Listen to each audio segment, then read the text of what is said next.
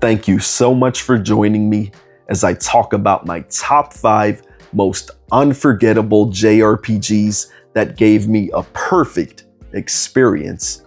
And the first one of those JRPGs that I just have to talk about is Shin Megami Tensei 4, because this game truly has an unforgettable, phenomenal, crazy story that I truly think everyone should experience at least once.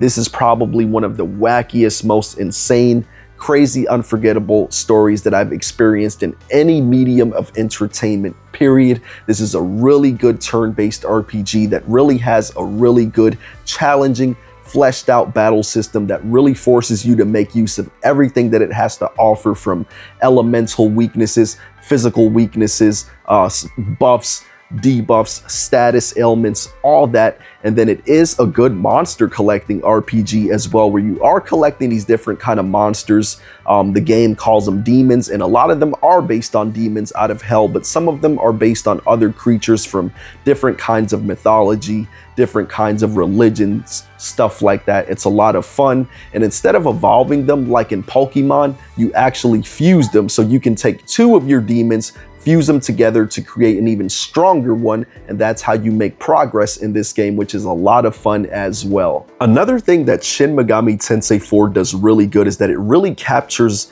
the whole atmosphere of this really creepy, dreadful post-apocalyptic Tokyo, because this game does take place in a post-apocalyptic Tokyo, and I think the music really helps capture that as well. It really makes you feel kind of creepy. There were a few times where I was just sitting in my room at night playing my 3DS, playing this game, and I would like stop to look around because I was just truly feeling creeped out. But this game also does have a 10 out of 10 banger soundtrack as well. And I really like how this game starts too. It makes you start like you're getting into this samurai thing, like you're in this kind of medieval world, and then you become a samurai. You go down to the dungeon to try to stop the demons from coming up from there, and then all of a sudden you stumble upon basically like a whole nother world, this post-apocalyptic Tokyo. But this game is just truly amazing, a phenomenal game, and I love how it has replay value with different endings as well. It has an alignment system which basically makes you choose your side, whether you want to side with the angels or the demons for the law or the chaos, or you can be neutral. I sided with chaos, and I think that was part of the reason this game had such a big impact on me, because for the chaos, the main theme of that is true freedom, and that theme of true freedom just stuck with me so much that it even made me shake some things up in my personal life. And that's why this game is such an unforgettable JRPG that provided such a perfect experience for me personally. Another JRPG that was just truly unforgettable for me and provided me with a perfect experience is Fire Emblem 3 Houses, because I kind of played this game on a whim, on a gamble. I kept hearing how good it was from YouTubers, and finally when it went on sale for just $30 at GameStop a few years back, I finally decided to give this game a go, and wow, I'm so grateful that I did, because while I did grow up playing Pokemon, I didn't grow up playing RPGs until finally this Nintendo Switch came along, and everybody knows how RPG heavy the Switch library is. So finally I tried this game, and I'm so glad I did.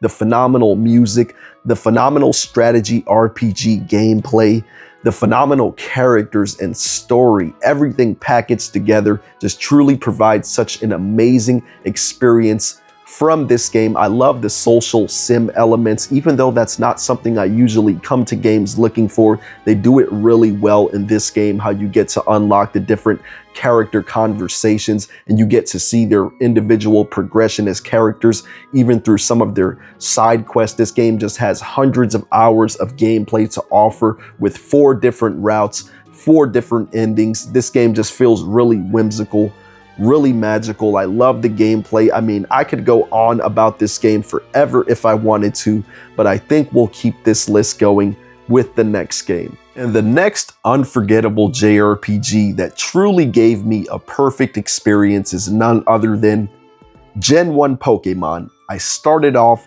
with Pokemon Yellow as a kid, like right at the height of Pokemania, when the anime was out, when the movie was coming out, when the toys were in Burger King and everything. So maybe that's why I love Gen 1 so much, but I truly love Pokemon Yellow, Red, Blue, Fire Red. I'm currently playing Fire Red right now that it came out on the Nintendo Switch and the Switch 2. But as a kid, I just played the crap out of Gen 1 so much from the original Game Boy games that I would trade my yellow version in for red and blue and just keep trading them back and forth, beating the game over and over again with different teams. And I just truly love the journey that Kanto offers, just how it's not the easiest journey. It is grindy. You pretty much had to grind out all of your Pokemon individually. If you wanted to get a Dragonite, like, wow, that was a hell of a grind. But you know what? It all felt worth it. And it was all an incredible, just fun journey, just a grand adventure that helped make me the gamer that I am today. I'm always going to be grateful for the Kanto games. And right now, I'm personally thinking that I do think Pokemon Fire Red is the best way to play these games. But of course, I have to give a lot of love to the OGs because that's where it all started for me. Like I just said, that's part of what made me a gamer. But I just think that just the variety of those first 151 Pokemon was a lot of fun to replay the games using different teams. While the combat was simple, they made the journey challenging. There were some challenging battles in there with the Elite Four, with some of the gym leaders, like the, I forget her name. Was it Sabrina, the sidekick gym leader? Her Alakazam was like kicking my ass in Fire Red. I think it was just today or last night when I was there. But yeah, there's just catching the legendary, just the monster collecting. All of it is just so much fun. The memorable music. And I do want to give a shout out to Pokemon Let's Go Pikachu and Let's Go Eevee as well. Those are also great Kanto remakes. I think they take away, you know, kind of the grit and grind from the journey, so they're not my favorite. But graphically, art style wise, they look really good. I think they're the best Pokemon or best looking Pokemon games in the Switch era, at least anyway. But yeah, Gen 1 Pokemon, that's another unforgettable JRPG that always gives me a perfect experience and probably the most replayable out of all of these for me. And the next unforgettable JRPG that I have to talk about is one that lived up to all the hype that everyone was talking about, and even then some, at least for me. And that game is Trails in the Sky First Chapter. Now, I had never played a Trails game, and I'm so glad that I finally started this series because this game is really praised for the story and the world building, and those things are great. And the characters, but I really have to say what probably won me over the most in this game, besides the really good combat, is actually the characters. This game just has some of the most endearing, lovable, unforgettable, wholesome characters that you will come across in any medium of entertainment. Some really cool characters like Estelle, Tita, Chloe, Joshua, Agate. These characters are just so wholesome that it just makes me wish I could actually live in this world. The story is really good. The world building is phenomenal. Pretty much any major event happens, the dialogue of the NPCs will change. They'll talk to you about what's going on. There's different NPCs that you can see throughout the course of the story, and you'll get to see their individual character progression if you take the time to talk to them as well. This game really, the way this game really won me over, I would say, is probably with the phenomenal turn-based combat. This game does have some quick battle action combat as well, which is really cool, but the turn-based combat is where it's really at in here. This game does have a phenomenal turn-based battle system, kind of like, I wouldn't say that difficult, but kind of like Shin Megami Tensei. It really makes you make use of everything from the status elements to buffs, debuffs, magical attacks, special attacks, physical attacks. I really love the S-break animations in this game. The animations of the combat look really great. And one really cool feature that I love about this game as well is that it has a turbo mode, which basically makes everybody move really fast, like they're on fast forward, but it works really good for the turn-based combat because while it makes it go faster, it's not too fast where you can't see what's happening. So you get to enjoy all the awesome battle animations at a really nice fast pace. But this game just does have a 10 out of 10 banger, phenomenal unforgettable soundtrack as well. I mean, the soundtrack in this game is so good that I could jam some of these songs out in the car, actually. Like, that's how good the soundtrack is.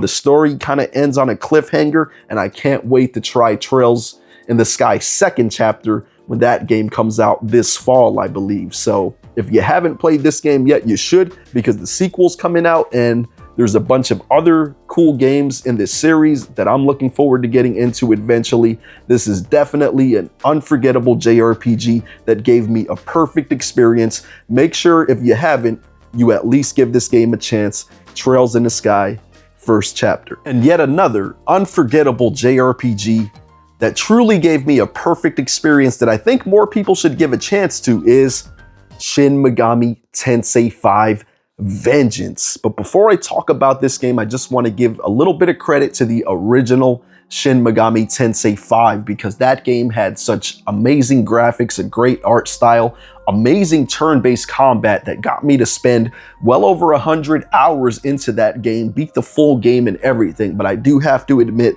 the story was rather forgettable.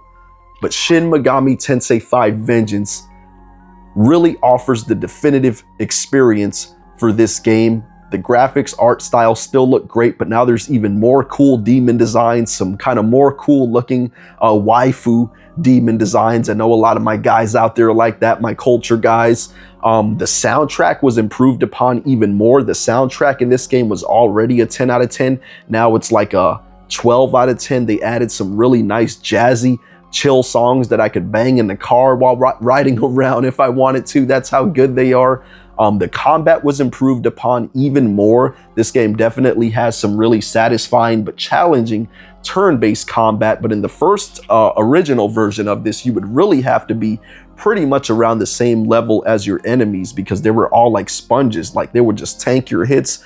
Now, while it's still really challenging, especially with a lot of the side quests, boss battles and stuff, it's more well balanced, so it's a little bit less grindy, but still offers that same level of challenging combat as well. The story was definitely improved upon vastly, greatly, because now they integrated some new characters which truly actually make you care about the characters in this game. The Kadetsu main villains in the game are pretty memorable too. Overall, it's just a much more memorable, fleshed out, better story now. Shin Megami Tensei 5 Vengeance, I love the art style. If you really want a really challenging turn-based battle system monster collecting RPG with a more dark, mature tone than games like Pokemon, I highly recommend picking this game up. Of course, the story's basically about you turning into this Naho Bino. Basically, you kind of fused with another spiritual being, and now you're gonna basically fight for control of the universe in this post-apocalyptic Tokyo. Really fun game, really one of my favorite RPGs that I have ever played. But anyway, I really do appreciate you all so much for watching this video. If you enjoyed it, please hit the like button, please hit the hype button to help me out in the algorithm. And if you're not already and you want more content like this, please hit that subscribe button, and I'll definitely look forward to catching you all on the next video.